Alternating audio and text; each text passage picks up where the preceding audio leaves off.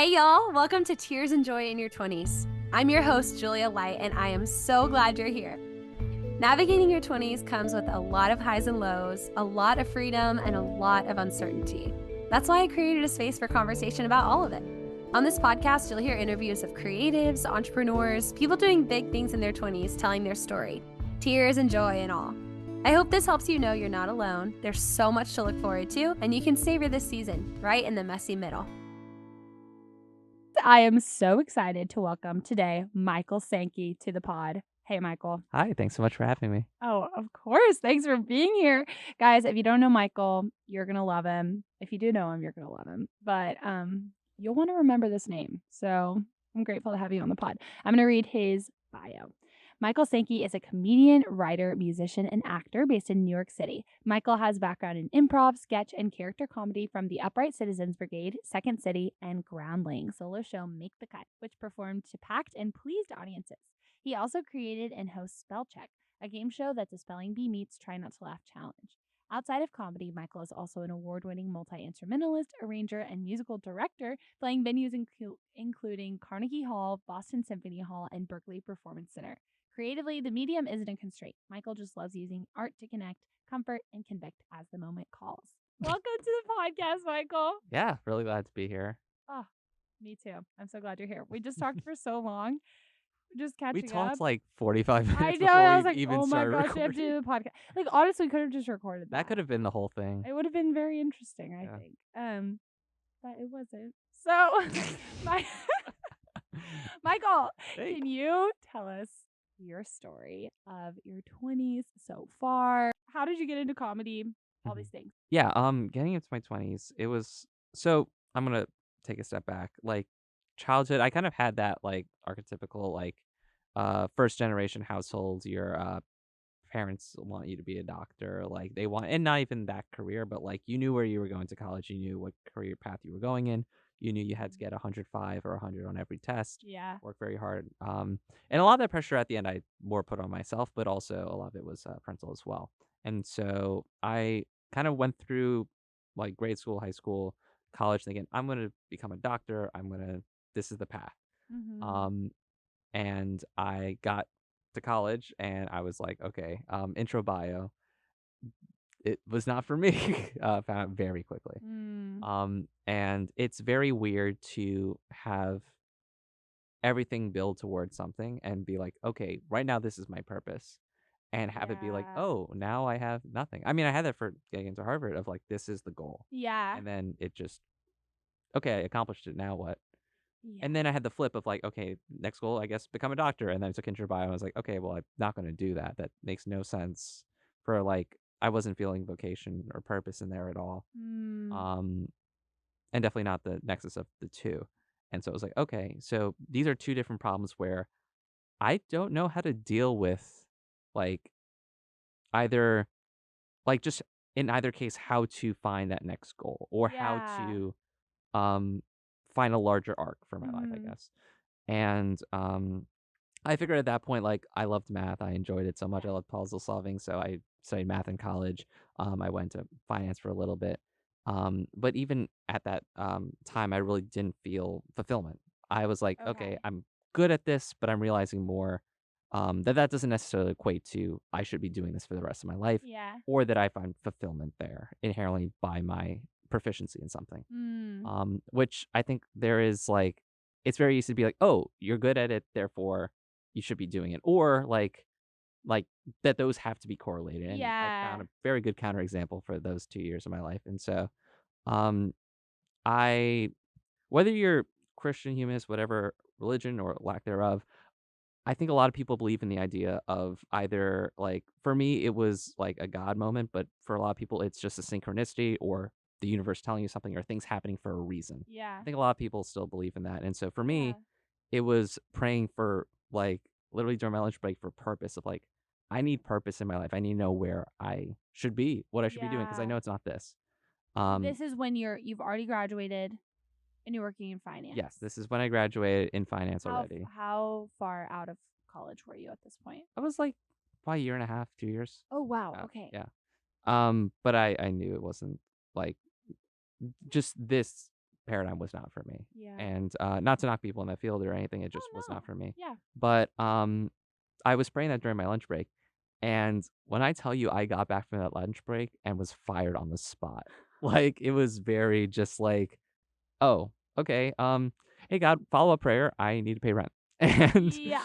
um yeah, no, like 2 days later I was at a bar that they just do mozzarella sticks so well. And so they had just like an improv jam. It was like open. They were like, "Hey, we're going to do some improv. People from the audience, we need you to come up and join us for some scenes. Oh Like, my hey, gosh. you, come on up." And I was like, yo, I'm trying to eat my burger. Like, leave me alone. Like, and Yeah. like after a while, I felt like, oh yeah, let me, why not? And I went up, and like they were very open and welcoming, and they were like, hey, like we have rehearsals on Saturday if you want to join us. And And had you ever done anything like that? I never did improv in my life. I did like in college, there was like an improv audition once that I was like, oh, that could be quirky to do, but I Okay. never, it wasn't good. I did not think I could ever do improv. It was more of like a, like, Interesting. But just you for tried the, it one time.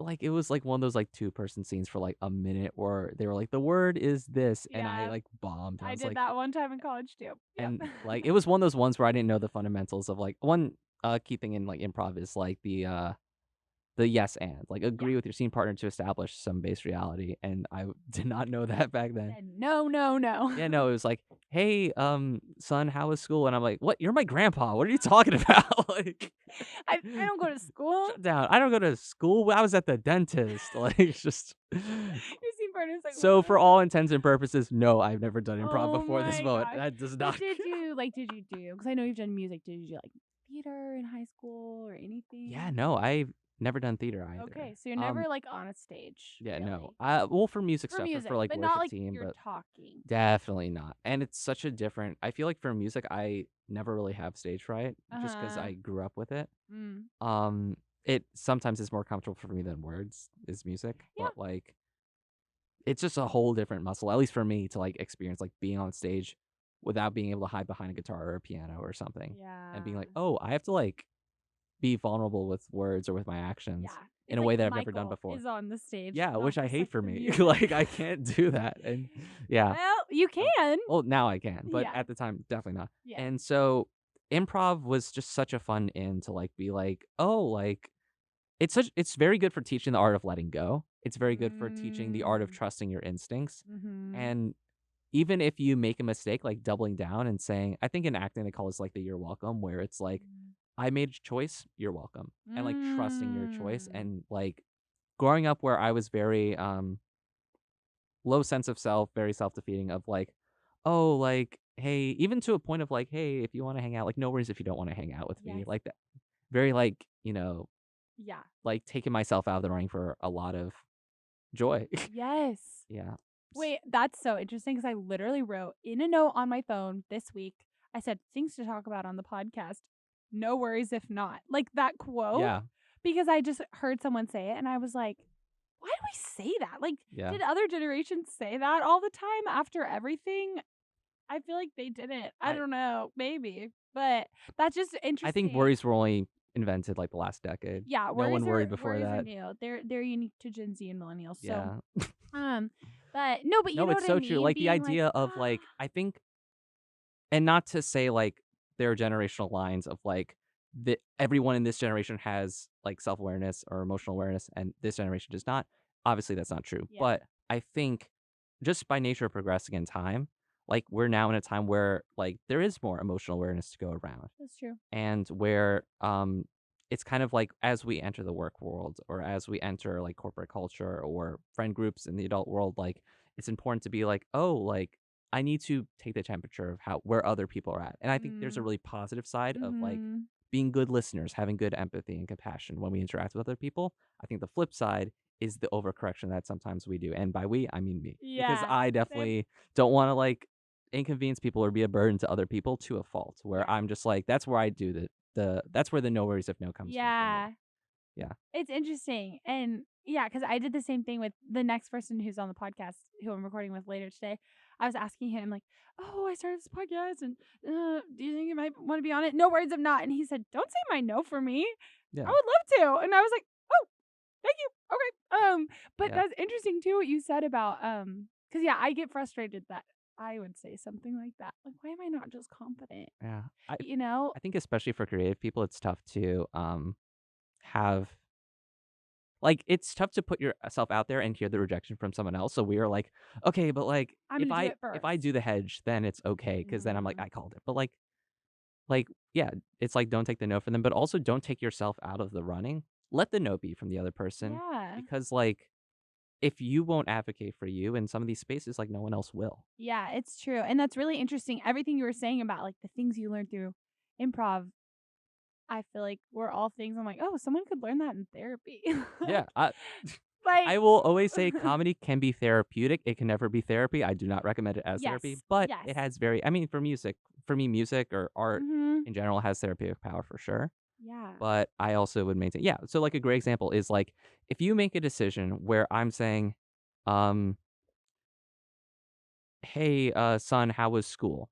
I'm saying like as an improviser, I'm making the choice that you are my son, you just got back from school, Right. and now I'm like, how is it? Yeah. And there's no like, "Hey, I wanna be your father in this scene. No worries if no, if you wanna be someone else or, like, you Yeah. want a different relationship, or we can take a different word for the audience." Like, no. Like, Because you just have to you have to put your foot down. You have to say, like you have to die on every hill, essentially. And that's the yeah. most beautiful thing is, like, Mm. just especially in a time where it's very hard to, like, feel comfortable disagreeing with other people. Yeah. Like, it's very, like I think it's tough to, like, have, like and this you could take in a, like, sociological or political or whatever space or even a spiritual space of, feeling like if someone doesn't agree with you on every single thing, there's, like, an immediate tension in the room, Yeah.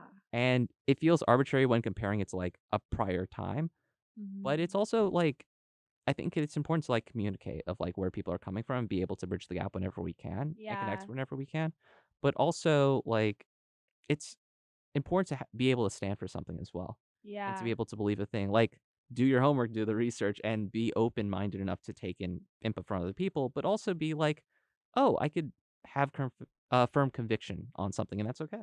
Mhm. Yeah. It totally And is. so improv's very cool for that. And for me, I really struggled with that growing up. And so improv was very good to just be an absolute idiot and like double Yes. down on my idiocy in the most beautiful way. I love that, and getting out of your head of, like, Yeah.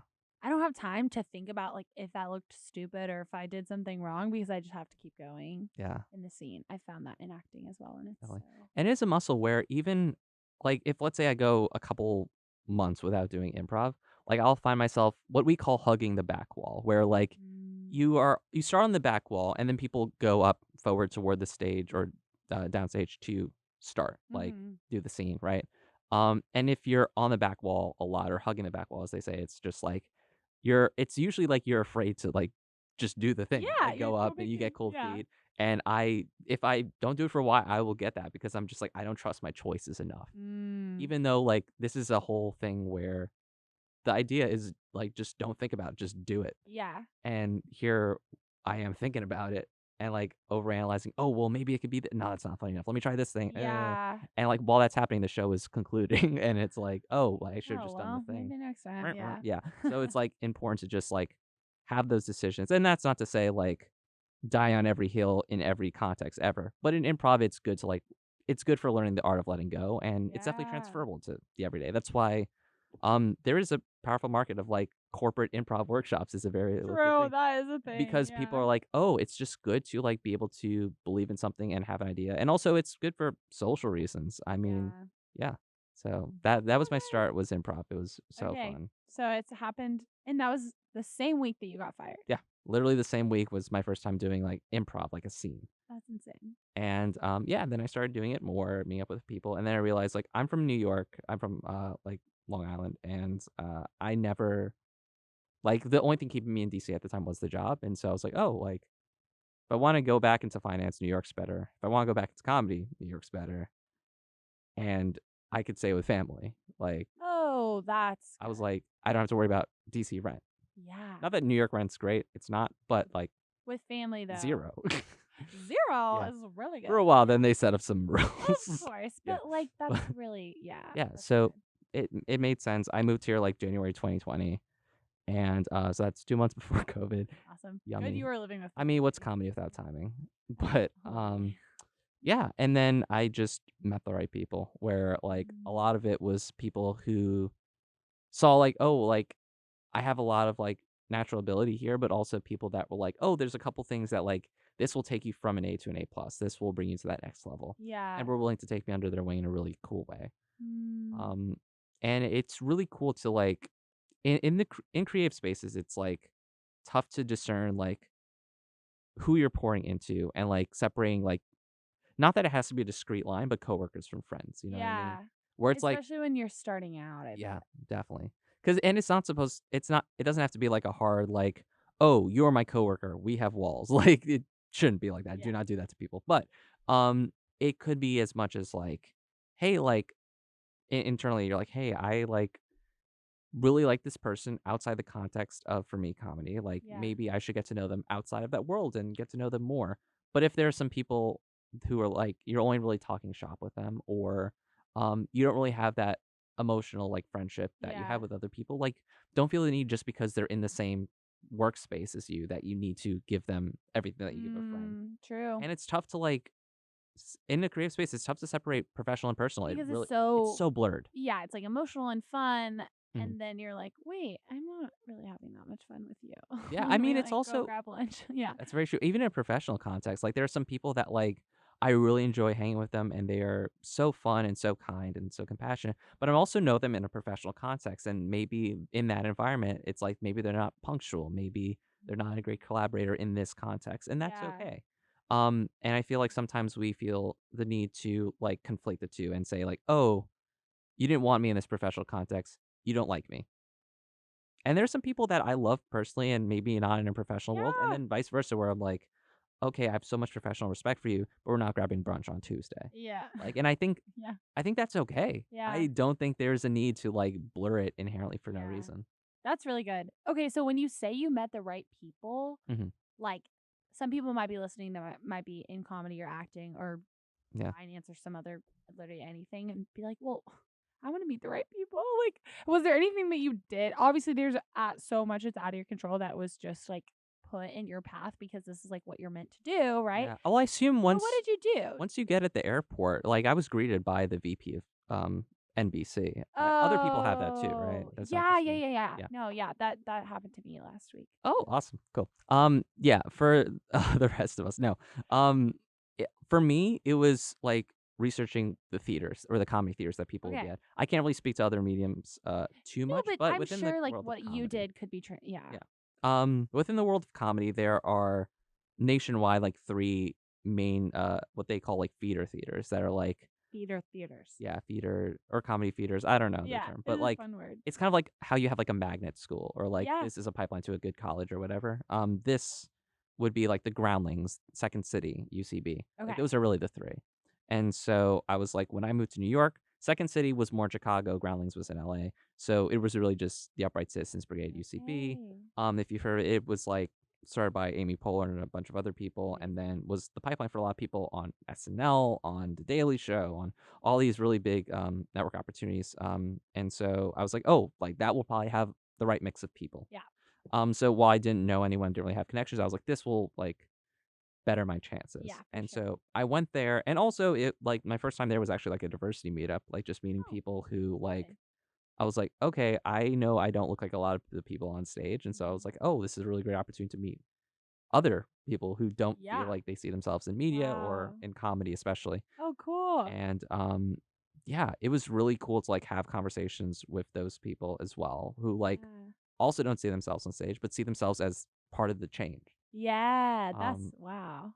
yeah, and, like, also meeting other brown people, which to this day, I'm, like, understanding new levels of, like, what that looks like in comedy, of, like, Mm. oh, like, a great question is, like, do people of diverse or marginalized backgrounds feel the need to, like, placate majority or, like, let's say, white or straight or male audiences? Mm. And for brown people, that looks like just like very surface level, like stand up that's like more around like, oh, my mom is so strict, or like just kind of like very surface level. Or for women, like Mm. whatever surface level thing that like men would understand better, right? Doing it Yeah. for those audiences rather than doing comedy that you love or that speaks to those deeper levels. Interesting. Which like it could be for other people, right? But also I think that because comedy can have such a therapeutic power and also could have such a like social power and influential power of like you could Yeah. say stuff and like change minds in a palatable way and reach people in a way that a TED talk or a political oration might not be able to do. Yeah, 'cause they wouldn't even click on it. They wouldn't Exactly. even go. Yeah. Yeah. But here you could do it in a way that has like a levity and a lightheartedness and Yeah. could reach them in a way that maybe this wouldn't. So, Mm. um, one example, I mainly do like character or sketch. Yeah. I do a little bit of stand-up, a little bit of improv still, but those are my main mediums right now is sketch and character. Yeah. For those of you who don't know characters is like a imagine a one-person sketch. That's basically what it Yeah. is. So like a monologue, if you will. Yeah. And I did Characters Welcome, which was like the flagship at UCB for character performers. Mhm. And I did a character that was the teacher having a token white student. So it's like the flip in the classroom of Yeah. like we know when there's like only one like black person or one brown person in the class, like how it's kind of like uncomfortable. The teacher feels like they need to like toe the line a little bit more, or is like, hey, like maybe like this person could teach us a little bit about their culture Yeah, and and like a like discussion. yeah, or Yeah. like don't have any food in class that smells, like that kind of stuff. Like Yeah. go into the microaggression as well, or the macro. But so having just a sketch or a character where I do the flip, where I show like, Mhm. oh, by the way, our final is like May 29th. Dylan, I'm gonna get ahead of you on this one. That is the day the farmers market opens. So sorry if you like observe that day. Like you could bring it up to the school board. Like Cause the one white kid. flip it Yeah. to Ramadan, like that happens. Or Oh, flip it to like yeah. any religious holiday or cultural holiday like Yom Kippur or what have you. Mm. Um, and so just showing people who don't experience that firsthand. In this case, white people. It might even be white people in a predominantly minority school even. Make it look very different for different people. But showing them like how a different window into the world because we all see Yeah. the world through a different lens and Yeah. like comedy's such a great opportunity to put you in someone else's shoes. Yeah. And so yeah, that was a really roundabout way to say like it's so cool to be able to use your art, whatever it is, to show people like a side of the world or communicate something they won't Yeah. see. I really do think like art could be the bedrock of empathy and Mm. like understanding where people are coming from and why people think what they think in a way that Yeah. like words might not suffice. Is that something like creating empathy and multiple perspectives and everything you're saying? Is that kind of like a driving force in your career or Yeah. something of like being not only are you a comedian, but you're like a Gen Z comedian. Wait, you're Gen Z. Yeah, you're Gen Z. It's like the cusp You're like part. barely. Yeah. I'm gonna say you're Gen Z because Okay. that's what Cool. this podcast is about. But, Yeah. um, I do but, say bet unironically. That's what I have. but that's kind of We cool, could edit honestly. that out too. Nope, we won't. But okay, I guess what I'm saying is like it's 2024. Like the world's crazy, and like, is that something you're excited to do? Challenge people to have multiple perspectives, or I don't Yeah. know, thoughts on that in your career? Yeah, I think this goes to like a theme of navigating like life, especially in your 20s, is picking your battles Yes. of like saying what's important to you and running in that direction Mm, and having an open mindedness to say like this was not the objectively right answer, but it was also probably not the objectively wrong answer.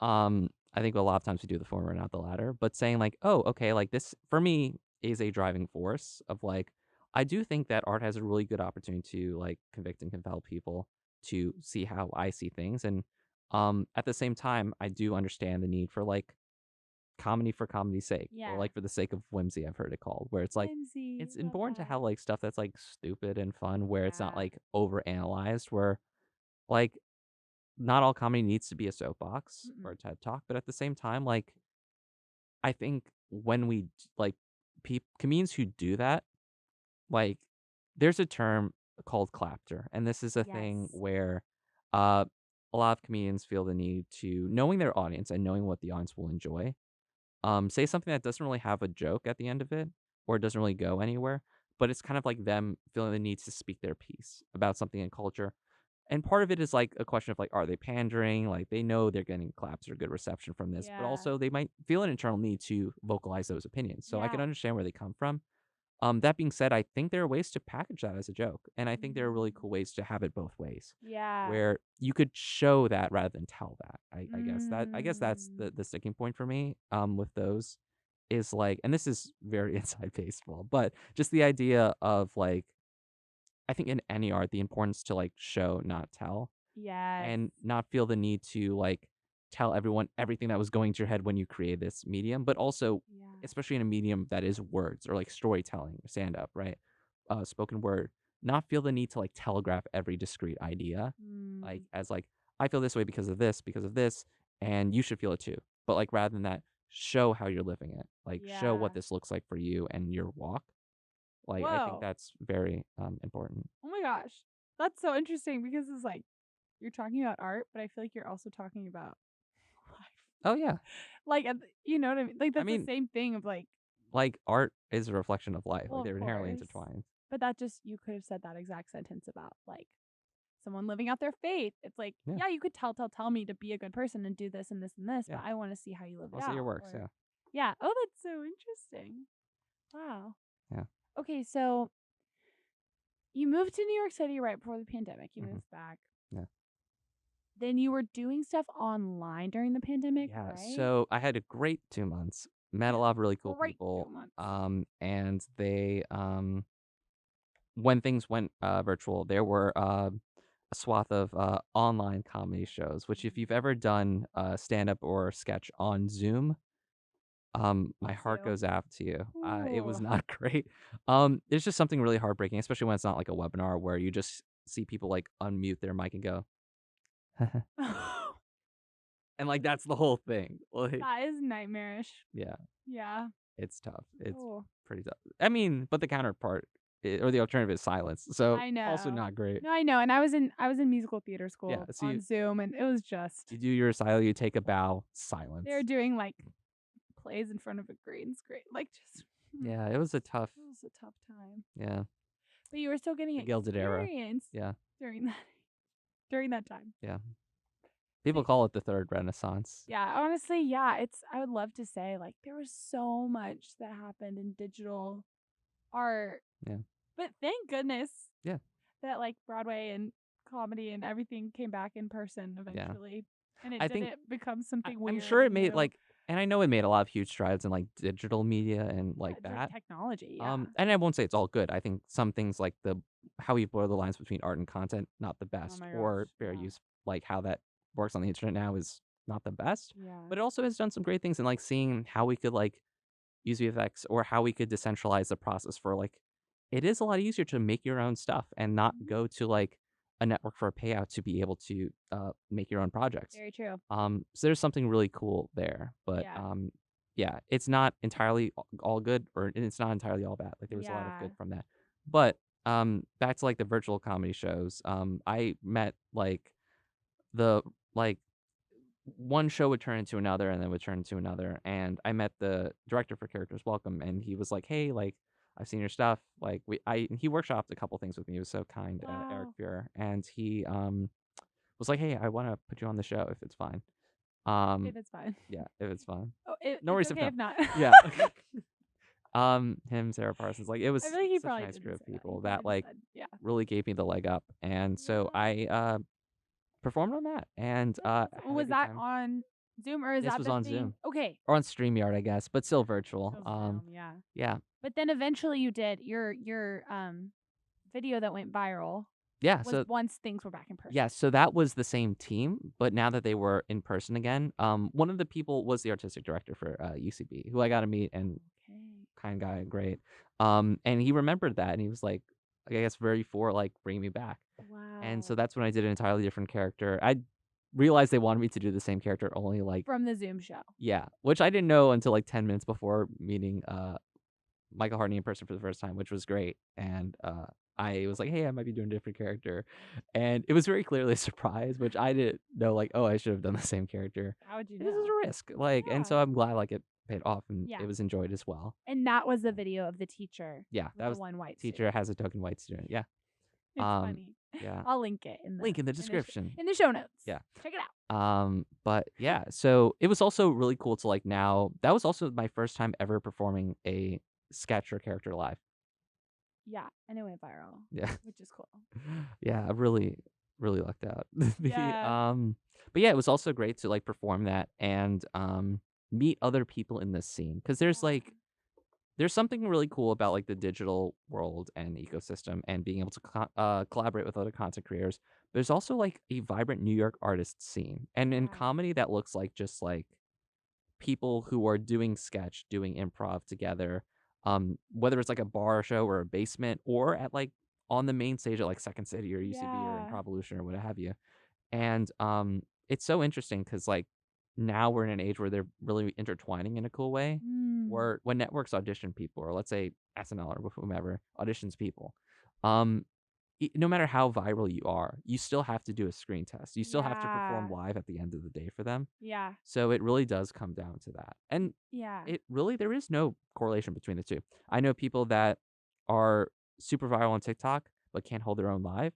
And then Yeah. I know people who can do it both and it's incredible. Like Yeah. they just change up their bits a little bit to like match it to a live audience and play those rooms a little Right. better and they knock it out of the park. That's cool, and that's actually really funny that I like, my first thing that I said when I was like, "Oh, yeah, your first live performance," and it went viral. I'm like, "Why is that?" Like, Yeah. what you're saying is it's actually not really about that because that's not really your main thing, right? You're It not is really yeah. doing digital I content. really don't. Maybe I should switch to that as well or I do don't an know. addition. It's a I lot. It's scary for It me. is. I I think should work that's on that one of and these you're days. you're doing the live stuff. But yeah, I think it's funny that like even just me and my like I don't Yeah. know, Gen Z whatever, autopilot, I'm like, and it went Yeah. viral. Like, oh, I that's actually not even what you were going for. I think it's It should have just also been like it went well yeah. and you met people. Well, I mean, I also know I think I'm trying to remember the count. Like I think I saw it a couple months ago. It was like I think last year was like 300,000 or something like that. Oh, that's great. But I'm also like live, if 300,000 people saw anything that I did, my organs would probably shut down. Oh my Like no. gosh. No shot. But it's also like I know if I were to do like placating the algorithm or doing more online content, Yeah. like I know that approach would be very different than Yeah. what like a live performance looks like. And one of the best piece of advice is, that I got in the comedy space, but I think really applies to like navigating life and especially at earlier stages in your career is like not feeling the pressure of like doing everything, not feeling the Yes. pressure of like, oh, my friend who is successful did this, I need to do that thing too. Mhm. Because usually what happens with those successes, at least what I see, is they didn't follow a roadmap. And that's what made them stick out as well. And so if you're trying to use them to proxy a roadmap, one, you're not going to be a better than them. But two, you're also missing out on what you have to offer to the table that differentiates you inherently. Yeah. And like I know I have a lot that like I am by doing someone else's like walk or journey, like I will by virtue not use it all. Yeah. Yeah. That is such a good word for anyone in Yeah. any career path. Yeah. That's really, really good. Yeah. I'm also a huge proponent of like this comes from faith, but I think from any perspective, like I like to think God uses the whole buffalo of like we're never really we shouldn't be like there's no talents we have or gifts we have that are just meant to be like buried in the dirt, you know? Like there's Mm. nothing that we have inherently that's like, oh, like this is just like a fun party trick and nothing more. I really do genuinely believe that Wow. like we were created by virtue to use what we were given to better the Mm. world around us in whatever capacity, Yeah. either explicit or implicit, and also to affect, convict, tell stories however we can do best from our individual perspective, our experiences, our passions, like where we go in life and our purpose, I believe is the nexus of all those things. That's really beautiful. And I think that's a gift of the time we live in now is Yeah, like we have a heightened definitely self-obsession in our culture, but we yeah, also have a heightened self-awareness and an ability to identify our strengths and kind of operate in them. yeah, Which I think people have always had, but you know, there's just language around it, I yeah. think, and which can be really good. For me, that was the toughest thing about like navigating this part of my life has always been like, oh, like I have a low sense of self-worth. Like I always have. Mm, And now I'm in a space, I think most creative spaces, but comedy as well is very self-promotional inherently. Like yeah. you need to advocate for yourself. You need Mhm. to show people your good output and you need to show people that like you know what you're doing, you are capable and advocate for yourself in those rooms. And it's really tough. I try to, like, do it more of, like, as a business person of, like, "Oh, like, I know the stuff I put out good output. That's why." I'm not the one to be like, "Oh, I'm inherently good at what I do," like, Yeah. stroke of confidence, but I'm also realizing a lot more, and this was something I realized, like, probably when I was, like, 23, was like, "Oh, there for certain, there is someone who's gonna do better in this creative," and again, it's gonna be more apples to oranges. I don't think anyone's doing my exact walk. I don't think anyone's doing anyone's exact walk, but there's someone who's gonna do better than me, even though they are less talented, because they are more confident and they are more sure of what they're doing. Mm. And, like, because that's a different skill set. That it doesn't mean that they are less worthy of it. Like, what I have in maybe a writing ability, they just have that in, like, advocating for themselves or Yeah. networking. That is a That like skill. woo, if you know Yeah. StrengthsFinder, like the woo people are gonna wait, do you know StrengthsFinder? Yes, Clifton, yes. Yeah, that's The woo, yeah. that's a strength that some Yeah, people just genuinely are just like everyone's favorite. yeah. I mean, and that's something I've been working on is, like, one, helping what's helped me has been spacing myself out, distancing myself from, my, like, my ego and just letting it be, like, the output speaks for itself. Okay. I'm just saying this is good output. Like, I'm not saying I'm good because of it. Because I also think, like, especially, like, pride is a very, like, not great thing in this industry. It's true. I also think it, like, really could bring out the worst in people. Yeah. And so I like to just be like, "This is what I offer. Mm, If it's for you, then let's talk. If it's not, then, like, I don't need to waste your time. You don't need that's to." Yeah. good. So you're not selling yourself short in any way. Yeah, You're no, shying but away I'm from also opportunities, but you're just not like saying yeah. that you're I never ran the risk of overselling myself.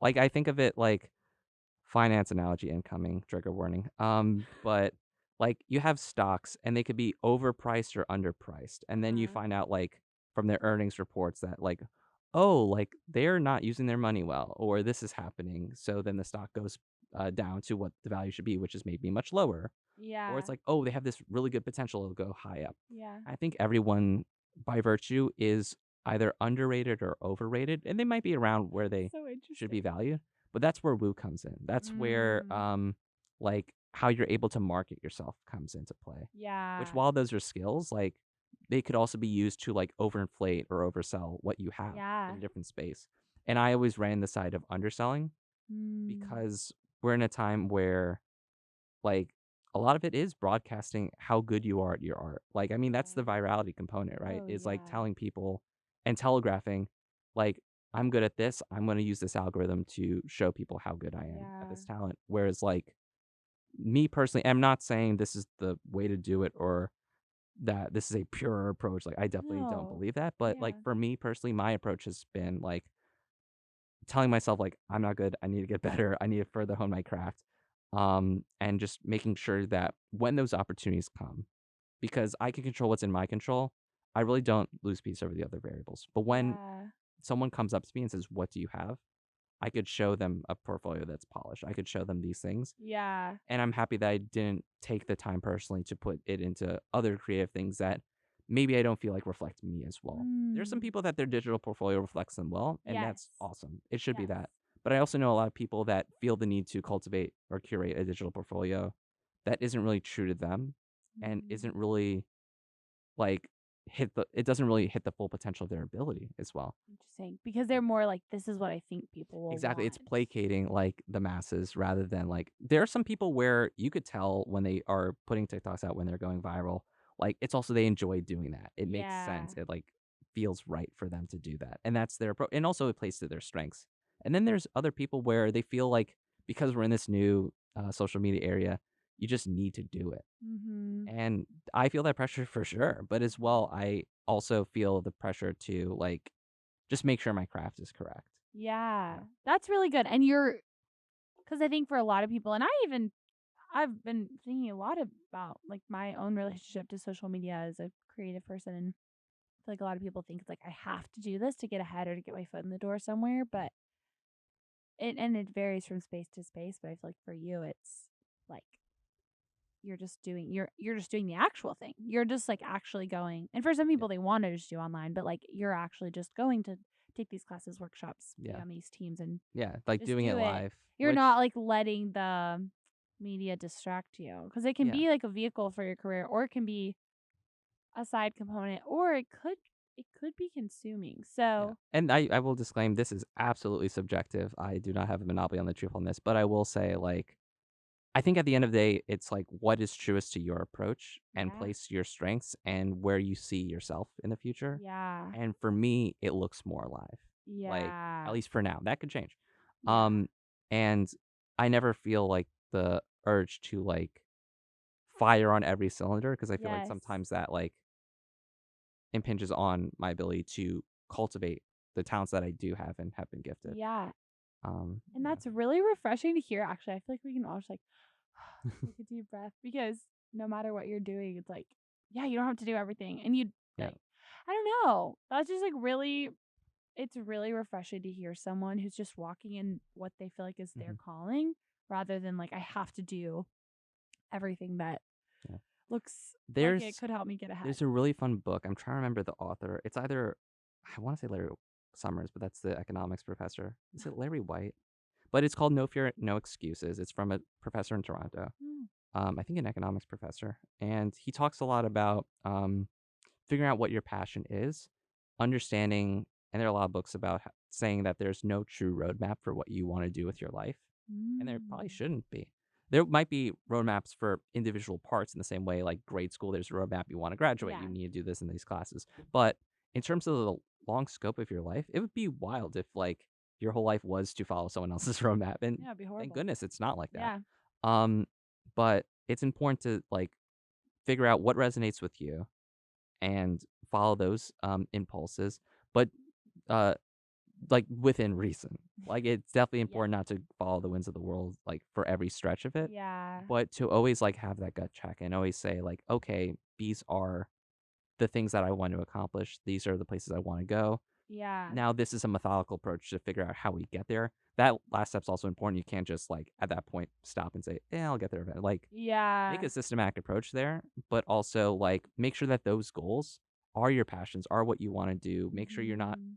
like, I have a lot of friends, like, and myself included when I was in finance, that just straight up put their inner child on life support and don't Mm. do things that align with their passions, and not in a way where you're locked in for whatever you said at the 6-year-old show and tell what you wanna do when you grow up, Yeah. but in a way that, like, is true and authentic to your life, and you don't feel like you're settling in the space of your Mm. career or in any space, but, um like, no one really needs to settle. Like, Yeah. there are some things and that comes from a place of privilege, absolutely, Yes. but there, like, are places where we can make those choices of, like, whether it's, like, a hobby or pastime, but even, like, something that just gives you that joy and utility. Yeah. And for some people, it doesn't have to be art. It could be, like, in your workplace or, like, something more analytical. Like business or Exactly. Or it yeah. could be relational. It could be with the people you pour into. It could be with your, Yeah. ministry. It could be with your family.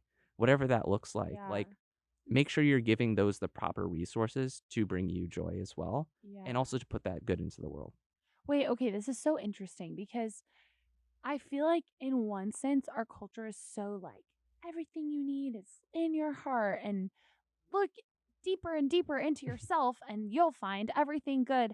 And for me, when I've tried to do that, I normally turn into an anxious wreck. And so I feel like that's maybe not the only good idea. But at the same time, there is so much significance to like your inner child. What did light you up as a kid? That might be Yeah. really indicative of the things you're passionate about, or just like, yeah, you are really, really uniquely created and your path is only yours. How do you discern between like, I'm Yeah. just going to look and it's going to be all about me and I'm going to like do this on my own strength? Like, does your faith play a role in that? Like, how do you, Oh, yeah, yeah. faith definitely plays a role, especially with the moments where I switched into comedy, but, I also think, I was talking with someone, like, the other day about this, about, like, vocation comes from vocare to call, like, it's your Mm, call, and yeah, it's, like, finding the thing that's the nexus of your, like, profession, like what could get you money, like to live in the society we've constructed, but also like what gives you fulfillment and purpose, and also what plays to your proficiencies and skills or that you can hone. And then mm, also like where do you feel passion? Yes. Where do you feel like in terms of like, oh, I'm putting good into the world, but also like I enjoy what I do. And Mhm. there's a very naive like, oh, you like what you do, you never work a day in your life, which like to a degree that does ignore like maybe some economic circumstances on one hand, but on the other hand, it like the statement does hold with respect to how you say it, like if you want to find like something where you get fulfillment, like we shouldn't put pressure on things where we know we're not going to find that, you know? Like Mm. I think a lot of us look for that fulfillment from a job or a career where we knew going in we weren't going to find it there and hoping if we climb up the ladder, maybe the salary will change that. Maybe the solely the impact will change that. Maybe solely the mission will change that. And it's Yeah. like no, all four need to be there. And like really Mm. having everything intertwine in a helpful way. I think that's something that should inform like when something switches from a hobby to a profession, when something switches from a profession to a hobby. Mm. When something becomes your priority, and then when something should be pushed down and saying, okay, maybe I shouldn't be putting all my time into that personally. Yeah. Yeah. No, that's good. And I just looked up this quote that you are probably thinking of in your head if you've heard it, because you've basically said it. But it's Frederick Buechner. It says, "The place God calls you to is the place where your deep gladness and the world's deep hunger meet." Yeah. And I feel like that's exactly what you're saying. Because yeah, like we are also unique, Yeah. and the world's not all about us, and it doesn't revolve around And there is us. nuance to But like, yeah, yeah, there is like nuance also to like, oh, like, am I good at this? Can I hone this craft? And also like, the world could have hunger for it, but also not pay you adequately. I could point to so many jobs yes. right now where those two don't Well, necessarily yeah. line Well, up. and even you have another job right now Yeah. besides comedy Yeah. as well, um, which is just good to. We don't need to like talk about that a lot because it's not as exciting. No, But I think it's fair to talk about because because day some, job is a reality for a lot of creative yeah, people. and that is something I feel like I've missed talking about on the podcast some, and some people have been like, "Wait, so how do you pay for?" Yeah. with other people. So No, I it think is it's important good to to talk just about like, say like that's a thing. yeah, navigating a day job and something that you're really passionate about Yeah. outside of it as well is very hard. And Mhm. also like it's something that you could also find fulfillment just because it's a day job doesn't mean you can't enjoy it and find fulfillment And do there. it well, and There's some things yeah, in that space that I know right now I can't really fully explore with comedy of like the like puzzle solving or like analytical bent. But I also do feel creative fulfillment in that job. I yeah, like it's that's definitely not a good. place where I shut my brain off and I enjoy that. Yeah, and what kind of job? Like what It's field? in tech right now. Okay, But yeah, amazing. but That's it's awesome. really good that I could feel like I'm contributing something and feel like I'm giving a piece of me to it in a way that like still gives me the space to pour it into comedy because I Yeah. want to be doing that more. So, kind of wrapping up our conversation, I feel like you have navigated a lot in your 20s so far of like Mhm. you already had a redirection in your life and then the pandemic came and then you're like sort of slowly building towards this thing and now like comedy's going really really well for Yeah.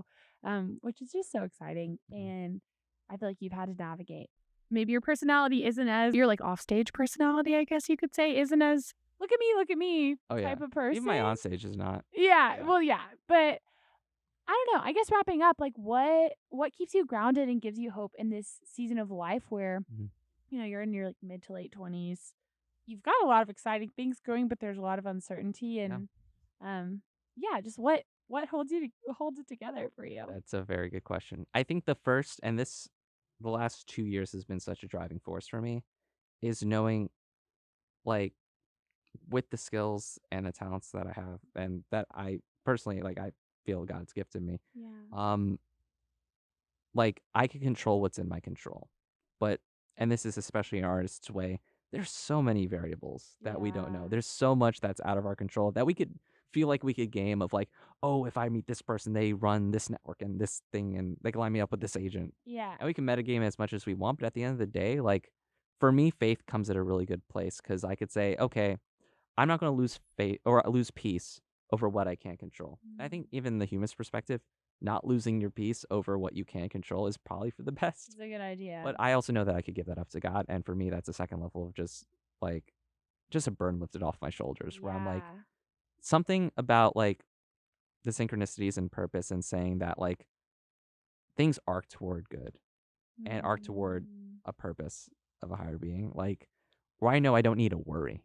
I don't need to Yeah. fret like where is my life going and Mm. that I'm kind of hanging sometimes in the wind and like not knowing where it's going to blow or what's going to happen. Yeah. Um, but for me personally, that gives me a lot of comfort of knowing that all things will work together for good Yes, and to that literally. end of the purpose. That But sounds so also sweet. that like that's not to say like everything will be in that but also that like within that purview are things that I can control, and that Mhm. those things, that's where I keep like I need to make sure that that comes correct Yeah. because I need to have those things under control that like I feel called to come correct with, and it's not like Mm. I'm gonna fall upward.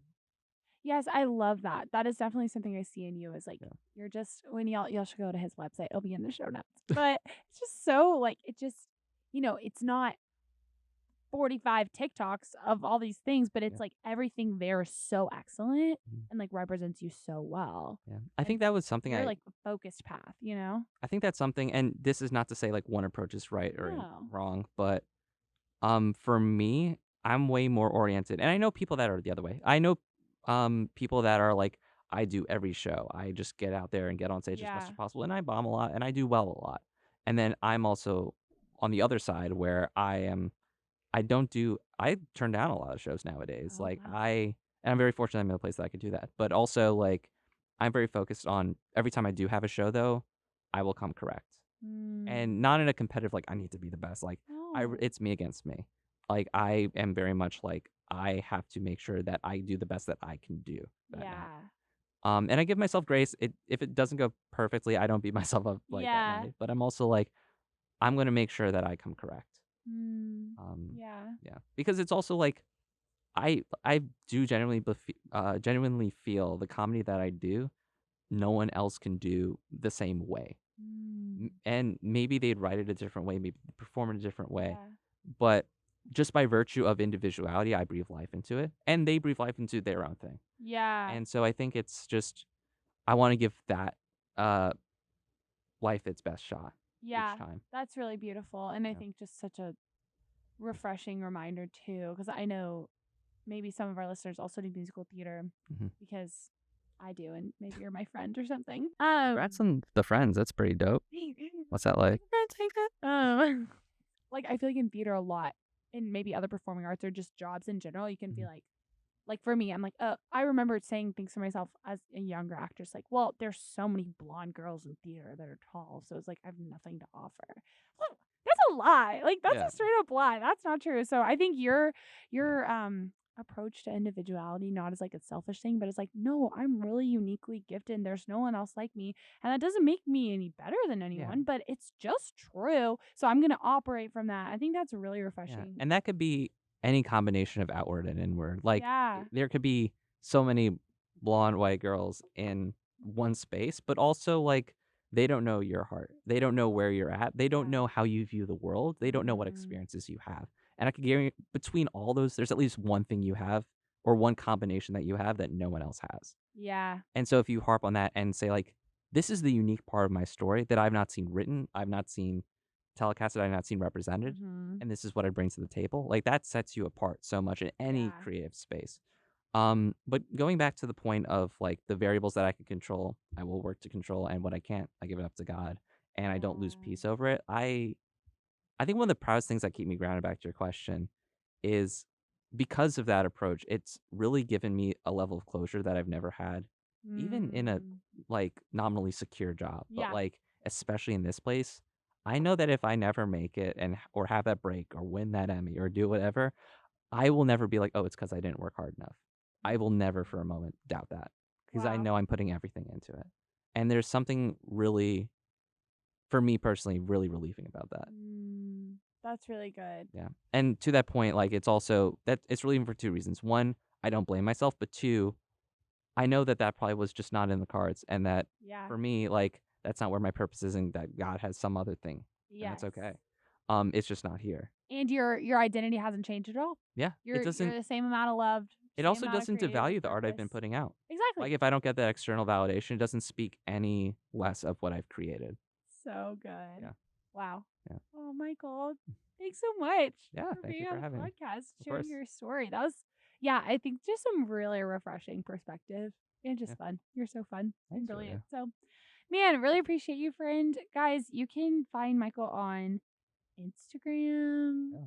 his website, anywhere else we can find you. Your Um, videos on YouTube, I can post that in the yeah, I could give my like address if people want to like just come hit find me up. you, Yeah. knock on the door. Yeah. Great. Cool. All right, stay tuned for that. All right, y'all. Thanks so much for listening. We will see you next Thursday. Be sure to download the podcast wherever you listen to your podcast. Subscribe, download, follow us on Instagram at Tears and Joy Podcast. And we're so excited to see you next time.